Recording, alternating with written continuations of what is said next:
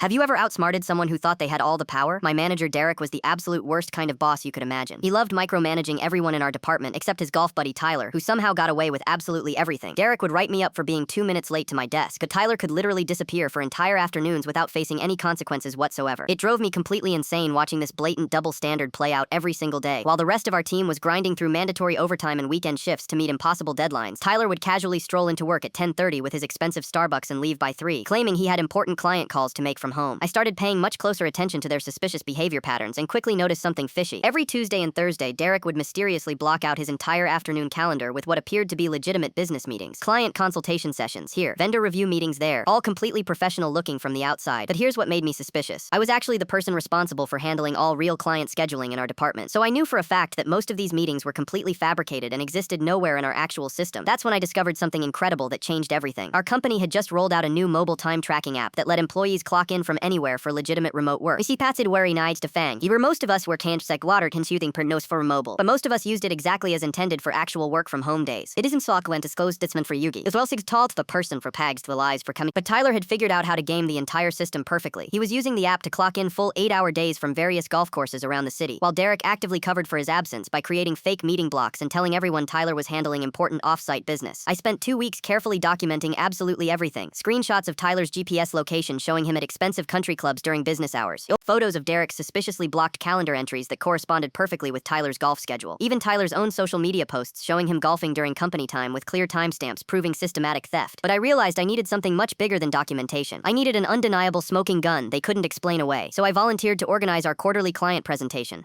Derek was thrilled to dump more work on someone else and didn't question my sudden enthusiasm for extra responsibilities. I scheduled the presentation for Thursday at 2 p.m., mandatory for all managers, with our biggest client and CEO attending. What I didn't mention was Tyler's public Instagram showed he had a major golf tournament that exact same day. I prepared the entire presentation myself, but listed Derek and Tyler as primary presenters on all invitations. I sent multiple reminder emails emphasizing how critically important this meeting was for our department's future budget approval. Thursday morning arrived, and Tyler posted his usual golf course breakfast photo. Derek seemed nervous but confident Tyler would show up when it mattered. 2 o'clock came, and our CEO walked into the conference room expecting Derek and Tyler to present quarterly numbers. Instead, he found me sitting alone with a perfectly prepared presentation. The CEO looked confused and asked where my managers were. I simply said Derek and Tyler had more important commitments today. Then I casually pulled up Tyler's live Instagram story on the conference room screen. There he was grinning on hole 7 with a timestamp of 2:15 p.m. Derek was calling frantically, but Tyler kept posting more golf photos, completely oblivious to the disaster. The client was impressed with my presentation, but our CEO was absolutely furious about the disrespect. I handed him my comprehensive folder showing months of time theft and fake meetings. Both Derek and Tyler were fired by Friday morning. The CEO had been looking for reasons to clean house, and I gave him perfect justification. Tyler never knew what hit him until security escorted him out with his belongings. These